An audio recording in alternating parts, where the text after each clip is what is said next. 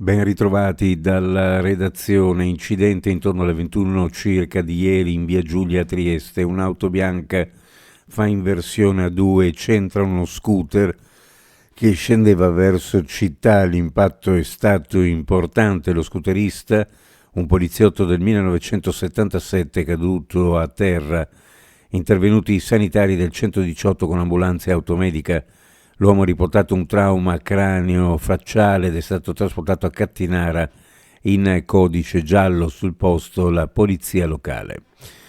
C'è un nome nuovo ben radicato a Trieste nella corsa per la presidenza del Porto. Tra le candidature depositate c'è quella di Massimo Campailla, avvocato cassazionista, docente a Trieste di diritto della navigazione e dei trasporti.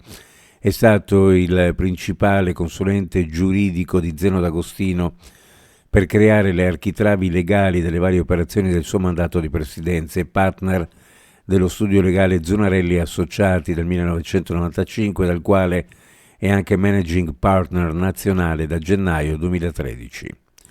Procede regolarmente l'iter per la realizzazione della cabinovia metropolitana Trieste-Opicina.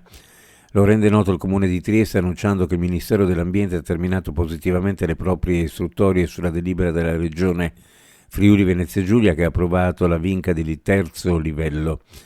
L'opera, spiega il Comune, interessa appena un ettaro dei 12.000 del sito di Natura 2000.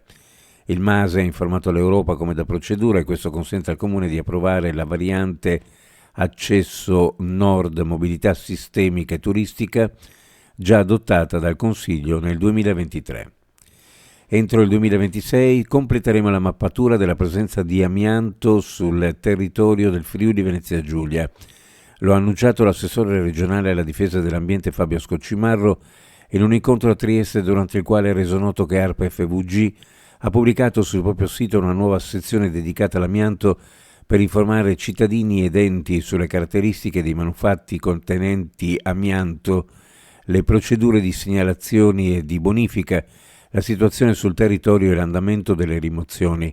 Dopo l'attuazione del piano regionale amianto del 2018 con il supporto di fondi regionali, nazionali ed europei che ha permesso di finanziare interventi di bonifica in edifici scolastici, ospedali e strutture pubbliche strategiche, nel 2023, ricordo una nota, è stato approvato il piano regionale di gestione dei rifiuti speciali amianto e il sito della regione è stato aggiornato con le informazioni necessarie.